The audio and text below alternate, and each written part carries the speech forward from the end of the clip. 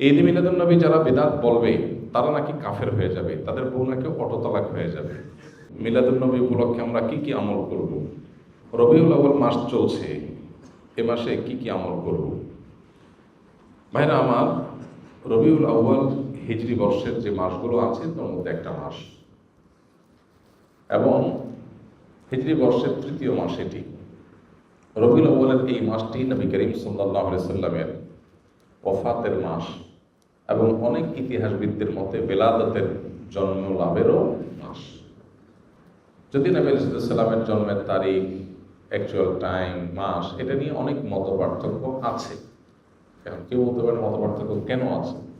কেন আছে তার কারণ হলো, সে যুগে মানুষ জন্মের তারিখ সংরক্ষণের ব্যাপারে এখন আমরা যতটা সিরিয়াস, বা আমরা যত জন্ম হলে সাথে সাথে তারিখ নোট করে ফেলি, তখনকার মানুষের মধ্যে এটার এত গুরুত্ব ছিল না। ওই সময় তো অনেক পরের কথা, 1450 বছর।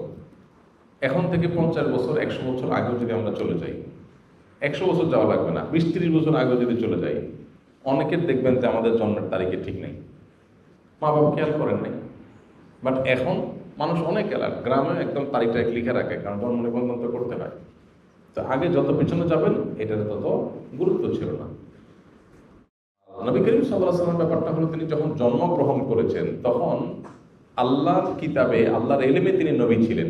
মক্কার মানুষজন কি জানতো? জানতো না।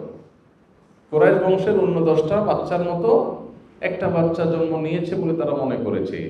এই যে একজন নবীর আগমন, এটা তো মানুষ টের পায়নি, কিন্তু যখন তার মৃত্যু হয়, দুনিয়া থেকে চলে যান, তখন তো দুনিয়া জানে তিনি নবী। এই জন্য মৃত্যু দিবসটা যেভাবে সংরক্ষিত, জন্ম দিবসটা সেভাবে সংরক্ষিত না। সেটা যাই হোক, জন্ম দিবস, মৃত্যু দিবস দুইটাই এই মাসে আমরা ধরেই নিলাম, রবিউল আউয়াল মাসে। তাহলে এই মাসের আমল কি? উত্তর হলো যে এই মাসের জন্য আলাদা করে স্পেশাল কোনো আমল নাই। আমল হলো সারা মাসের, সারা বছরে। সেটা কি? সেটা হলো নবী করিম সাল্লাল্লাহু আলাইহি সাল্লামের সুন্নাহকে অনুসরণ করা, তাকে সব কিছুর চাইতে, সবার চাইতে বেশি ভালোবাসা দেওয়া, এবং তার আদর্শকে নিজের মধ্যে ধারণ করা। এই কাজগুলো যদি আমরা করি, তার প্রতি ঈমানদার দাবিদার যারা, তাহলে ইনশাআল্লাহ কিয়ামতের ময়দানে তার সুপারিশ, তার সাথে জান্নাতে থাকা, আরও আল্লাহ তাআলা বিভিন্ন নেয়ামতের অধিকারী আমরা হতে পারবো। আর যদি আমরা রবিউল মাস আসলো আর 1-2টা মিলাদ পড়লাম, কিয়াম করলাম, বা কিছু আমল নবী সাল্লাল্লাহু আলাইহি ওয়াসাল্লামের মহব্বতের নামে করলাম, আর করে যদি মনে করি যে আমার দায়িত্ব আদায় হয়ে গেছে, সেটা ভুল হবে। আমাদের সমাজের মানুষের হলো, নেচার হলো যে রবিউল আউয়াল এলে তোমার গান গাই, ও রবিউল আউয়াল গেলে তোমায় ভুলে যাই।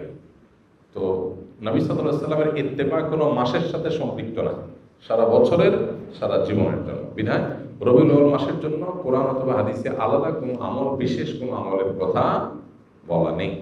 সম্মানিত 4টি মাস আছে, সেই 4টি মাসের কথা ভিন্ন, যেমন জিলকদ, জিলহজ, মুহররম আর রজব মাস, আর রমজান মাসের বিশেষ ফজিলত তো আছেই।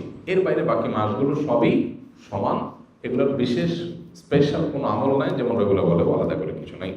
নবী করিম সাল্লাল্লাহু আলাইহি সাল্লামের জন্মের দিন হলো সোমবার। কি বার? সোমবার। এই দিনটাতে মুসলমানদের জন্য নফল রোজা রাখা উত্তম। যদি সুযোগ থাকে আমরা নফল রোজা রাখতে পারি, সেটা সুন্নাহ আদায় হবে। নবী আলাইহিস সালাম সোমবারে রোজা রাখতেন, এবং তাকে জিজ্ঞাসা করা হয়েছে, সুইলা আন সিয়াম ইয়াউমিল ইথনাইন, নবী আলাইহিস সালামকে সোমবার রোজা রাখা সম্পর্কে জিজ্ঞাসা করা হয়েছিল, কেন রাখেন? তখন তিনি বলেছেন, যাকা ইয়াউমুন উলিদতু ফিহি, কারণ এটা এমন দিন যেদিনে আমার জন্ম হয়েছিল। তো নবী আলাইহিস সালামের জন্মকে ঘিরে যদি কিছু করার থাকে, সেটা হলো সোমবারে রোজা রাখা। এর বাইরে জন্মের বার্ষিকী পালন, এই কালচারটা তখন ছিলই না নবী আলাইহিস সালাম বা সাহাবীদের মধ্যে। এখন যেরকম আমরা জন্ম দিবস বছরে একবার পালন করি, নবী করিম সাল্লাল্লাহু আলাইহি সাল্লামের জন্মের দিন যদি পালন করতে আপনার মনে চায়, সেটা বছরে একদিন না, সেটা প্রত্যেক সপ্তাহে একদিন। কি বারে? সোমবারে। এটা বিশুদ্ধ হাদিস দ্বারা প্রমাণিত। এর বাইরে যদি আপনি বলেন না আমি বার্ষিকী পালন করব, তাহলে এই জন্মের বার্ষিকী পালন করার এই কৃষ্টি, এই কালচার এসেছে প্রকৃতি পূজারীদের মধ্য থেকে। একসময় খ্রিস্টান ধর্মের মানুষেরাও এটার তীব্র সমালোচনা এবং বিরোধিতা করত, নিষিদ্ধ ছিল। পরবর্তী তাদের নবী ঈসা আলাইহিস সালামের জন্ম দিবস পালন করা শুরু করেছে। তারা যখন শুরু করেছে, এখন এক শ্রেণী মুসলমানরা মনে করা শুরু করলো যে তারা যখন তাদের নবীরটা পালন করে, তাহলে আমরা কেন আমাদের নবীরটা পালন করব? ভালো নিয়তেই তাদের অনুসরণ করার চিন্তা শুরু করেছে। অথচ নবী সাল্লাল্লাহু আলাইহি ওয়াসাল্লাম বলেছেন, একটা সময় আসবে তোমরা মুসলমানরা তারা তাদের অনুসরণ করবে, এক বিগত গেলে তোমরা এক বিগত যাবে, এক হাত গেলে তোমরাও এক হাত যাবে, তারা গর্তে গিয়ে ঢুকলে গুইসাবের তোমরাও সেখানে গিয়ে ঢুকবে। তখন নবী আলাইহিস সালামকে সাহাবা জিজ্ঞাসা করলেন, কাদের কথা বলছেন? ইহুদি খ্রিস্টানদের কথা? তখন নবী আলাইহিস সালাম বলেছেন, তারা ছাড়া আর কাদের কথা বলবো? তাদের কথাই বলছি। অর্থাৎ তারা যা করে আমরা তা করবো। এখন ওদের নবীর জন্মদিবস উদযাপনের নামে তারা ক্রিসমাস ডে পালন করে, যদিও সেদিন ঈসা আলাইহিস সালামের জন্ম হয়েছে কিনা সেটা আর এক ঐতিহাসিক বিতর্কের বিষয়, কিন্তু আমরা মুসলমানরা অনেকে মনে করি তাহলে আমরা আমাদের নবী মুহাম্মদ সাল্লাল্লাহু আলাইহি সাল্লামের জন্মদিবস অনুসরণ করব। আমাদের নবী মুহাম্মদ সাল্লাল্লাহু আলাইহি সাল্লামের জন্মের পর উনি দুনিয়াতে বেঁচে ছিলেন কত বছর? 63 বছর। ওনার মৃত্যুর পর সাহাবীরা প্রায় শতবর্ষের মতো, সর্বশেষ সাহাবী দুনিয়া থেকে যাওয়ার ইতিহাসটা প্রায় কয়েক যুগ, শতবর্ষের মতো। এবং খোলাফায়ে রাশেদা তারপরে দুনিয়াতে বেঁচে ছিলেন কত বছর? 30 বছর। তাহলে শুধু খোলাফায়ে রাশেদের কথাই যদি বলি, নবী রাসূলুল্লাহ সাল্লাল্লাহু আলাইহি ওয়াসাল্লামের 63 আর 4 খলিফার 30, তাহলে কত হয়? 93 বছর।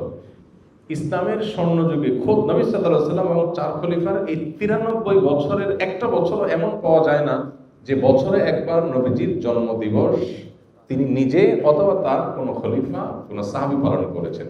তো তাদের চাইতে কি আমরা তাকে বেশি ভালোবাসি? আল্লাহ কোরআনে যাদের প্রশংসা করেছেন তার নবীর অনুসারী হিসাবে, তো তিনি নিজে যেটা করেন নাই, তার খলিফারা যেটা করেন নাই, তার সাহাবীরা যেটা করেন নাই, এখন খ্রিস্টানদেরটা দেখে দেখে আমরা করব, এটা ইসলাম না, এটা ইসলামের নামে বিভ্রান্তি। আল্লাহ আমাদেরকে বোঝার তৌফিক দান করুন। আমরা যদি নবী রাসূলুল্লাহ সাল্লাল্লাহু আলাইহি ওয়াসাল্লামের প্রতি মহব্বত এর দাবিদার হই, তাহলে ইন্নাল মুহিব্বা লিমান ইউহিব্বু ইউতিউ, যে কাউকে ভালোবাসার দাবি করে সে তার কথা শুনে। তো নবী সাল্লাল্লাহু আলাইহি ওয়াসাল্লামের কথা যদি শুনি আমরা, তাহলে ইহুদি খ্রিস্টানদের সাথে মিল রাখতে হবে নাকি বেমিল? কারণ তিনি তো বলেছেন খালিফুল ইয়াহুদ, ওদের ব্যতিক্রম করবে। প্রতি রাকাত নামাজে আপনি বলতেছেন গায়রিল মাগদুবি আলাইহিম ওয়ালাদ-দাল্লিন, আল্লাহ ইহুদিদের মতো আপনার গজবপ্রাপ্ত আর খ্রিস্টানদের মতো গোমরাহ যেন আমি না হই, এই দুই পথে যেন আমি না চলি। আর আপনি এদিকে নবীর মহব্বতের নামে সেই পথে যদি চলেন, তাহলে সেটা কি হলো? আমাদের যে সমস্ত ভাইরা মিলাদুন নবী উপলক্ষে বিভিন্ন উদযাপন করেন, ওনার নবী সাল্লাল্লাহু আলাইহি ওয়াসাল্লামের মহব্বতেই করেন, এতে কোনো সন্দেহ নেই। নবী করিম সাল্লাল্লাহু আলাইহি ওয়াসাল্লামের ভালোবাসাতেই করেন। ভালোবাসাটা নবী আলাইহিস সালামের প্রতি ভালোবাসাটা, আবেগ থাকাটা প্রশংসনীয়, কিন্তু আমাদের ভালোবাসার প্রকাশ হতে হবে সুন্নাহসম্মতভাবে। কিভাবে? সুন্নাহসম্মতভাবে। এখন অনেকে বলে যে ভাই ভালোবাসার কোনো প্রমাণ লাগে না, ভালোবাসার কোনো প্রমাণ লাগে না। তো ভালোবাসার কোনো প্রমাণ লাগে না, যা খুশি করা যাবে ভালোবেসে, এটা কথা হলো? তো কোরআনে আল্লাহ তাআলা বলেছেন, কুল ইন কুনতুম তুহিব্বুনাল্লাহ ফাত্তাবিউনি, হে রাসূল বলে দেন তোমরা যদি আল্লাহকে ভালোবাসো, এটা দাবি করো, তাহলে আমার অনুসরণ করো, প্রমাণ করো। নবীর অনুসরণ করলে প্রমাণ হবে তুমি কাকে ভালোবাসছো? আল্লাহকে ভালোবাসছো। তাহলে ভালোবাসার প্রমাণ লাগে কি লাগে না? মুখে ভালোবাসার কথা বলে আপনাকে ভালোবাসি আমি, এর প্রমাণ কি?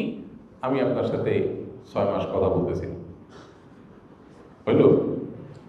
ভালোবাসলে তো আমি আপনার সাথে কথা বলবো, আপনার কথা শুনবো, তাই না?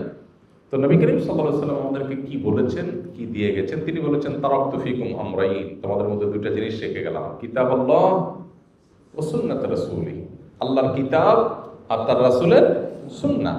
এখন যদি আপনার এই কাজ যেটা নবী সাল্লাল্লাহু আলাইহি ওয়াসাল্লামের মহব্বতে করতেছেন, এটা যদি কিতাবুল্লাহ থাকে করেন, অথবা রাসূলের জীবনে থাকে তাও করেন, এই দুটোর কোনোটা নাই করবেন না।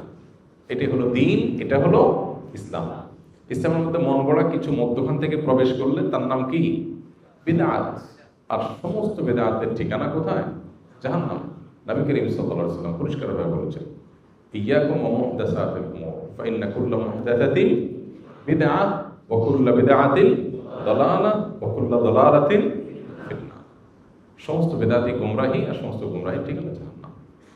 অনেকগুলো হাদিসে নবী সাল্লাল্লাহু আলাইহি ওয়াসাল্লাম আমাদেরকে সতর্ক করেছেন। এজন্য আমাদের যে ভাইরা এই বিষয়গুলো উদযাপন করেন, ওনারা নবী সাল্লাল্লাহু আলাইহি ওয়াসাল্লামের মহব্বতই করেন এবং সন্দেহাতীতভাবে এটা প্রশংসার বিষয় যে নবী সাল্লাল্লাহু আলাইহি ওয়াসাল্লামের মহব্বত আছে, কিন্তু মহব্বত অনুযায়ী কাজ করতে হবে, সুন্নাহর উপর আমল